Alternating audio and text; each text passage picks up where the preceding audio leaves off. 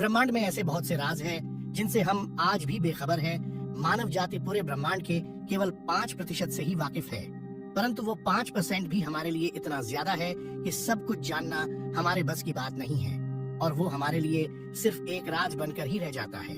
उन्हीं में से एक राज दिन रात और मौसम का भी है।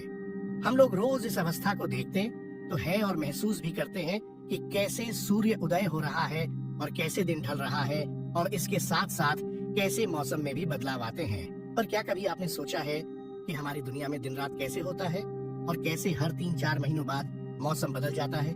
कैसे एक ही जगह पर जहाँ पिघलाने वाली गर्मी होती है, कैसे उसी जगह पर बर्फ गिरने लगती है? तो आइए हमारे साथ करते हैं इस राज का पर्दाफाश और जानते हैं कि कैसे ये सब होता है। आप सभी लोगों का हमारे चैनल एक्सप्लेनर हिंदी में बहुत बहुत स्वागत है। तो सबसे पहले बात शुरू करते हैं दिन और रात से, कि कैसे हमारी पृथ्वी पर यह प्रक्रिया होती है। इस प्रक्रिया के पीछे कोई बहुत विशाल रॉकेट साइंस तो नहीं है, परंतु एक बहुत छोटा सा कॉन्सेप्ट है।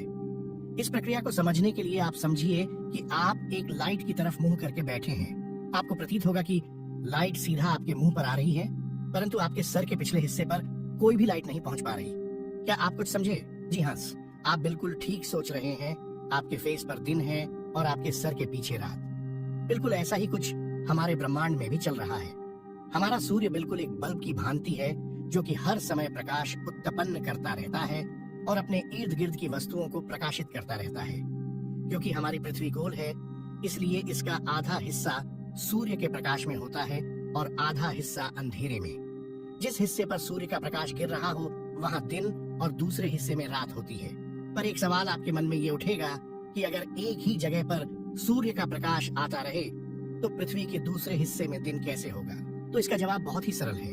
जैसा हम सबको मालूम ही है कि पृथ्वी अपने अक्ष पर घूमती है और ये अपना एक चक्कर 23 घंटे 56 मिनट और 4 सेकंड में पूरा करती है, जिसे हम लगभग 24 घंटा मान लेते हैं। सूर्य का प्रकाश तो एक जगह पर ही गिरता रहता है, परंतु पृथ्वी धीरे धीरे घूमते घूमते अपने हर एक हिस्से को सूर्य के सामने लाती रहती है, और इस प्रकार से पृथ्वी पर हर एक देश में दिन रात होता रहता है। जैसे कि भारत और अमेरिका दोनों देश एक दूसरे के पीछे हैं, तो जब भारत में दिन होगा तो अमेरिका में रात होगी, और जब अमेरिका में दिन होगा तो भारत में रात होगी, तथा ये प्रक्रिया हमेशा ऐसे ही चलती रहती है। क्योंकि पृथ्वी अपना एक घूर्णन 24 घंटे में पूरा करती है, इसलिए हमारा एक दिन 24 घंटे का होता है, जिसमें से 12 घंटे दिन और 12 घंटे रात होती है ना? समझने में बहुत ही आसान। थोड़ी तो आइए आगे समझते हैं कि धरती पर मौसम कैसे बदलते हैं। इसे समझने के लिए भी आपको कोई साइंटिस्ट जैसे दिमाग की जरूरत नहीं है। अब आप सब लोगों को ये तो मालूम ही है कि पृथ्वी अपने अक्ष पर घूमती है, परंतु पृथ्वी ब्रह्मांड में बिल्कुल सीधी नहीं है, बल्कि ये तनिक झुकी हुई है।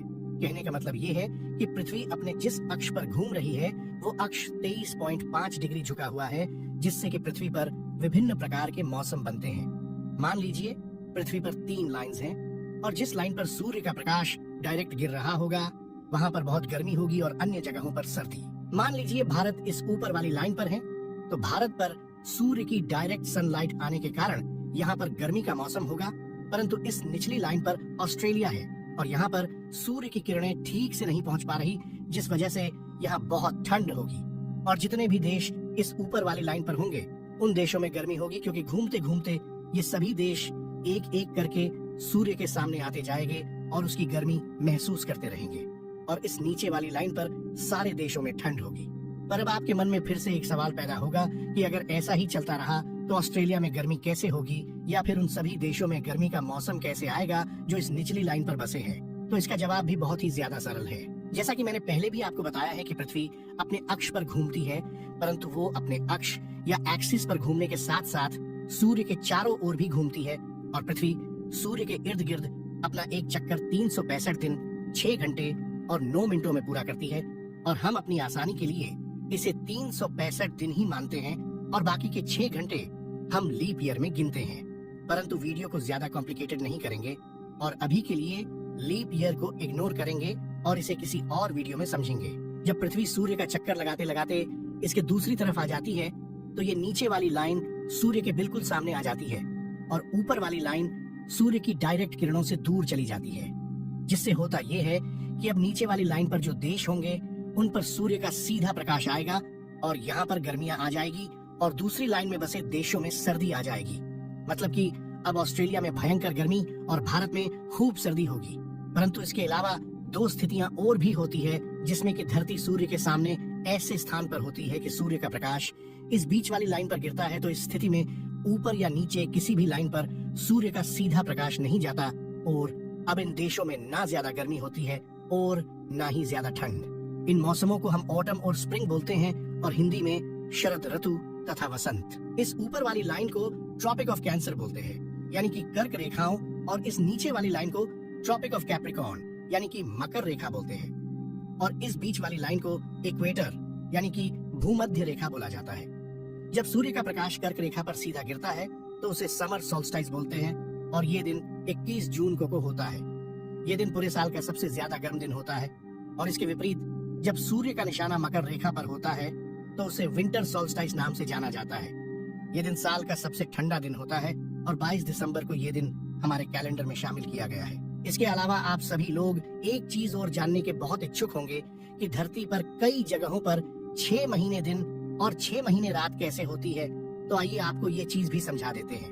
पृथ्वी के झुके होने के कारण जब सूर्य का प्रकाश कर्क रेखा पर गिरता है तो आप नोटिस कीजिए नॉर्थ पोल में कभी अंधेरा होता ही नहीं है, क्योंकि पृथ्वी झुकी हुई है।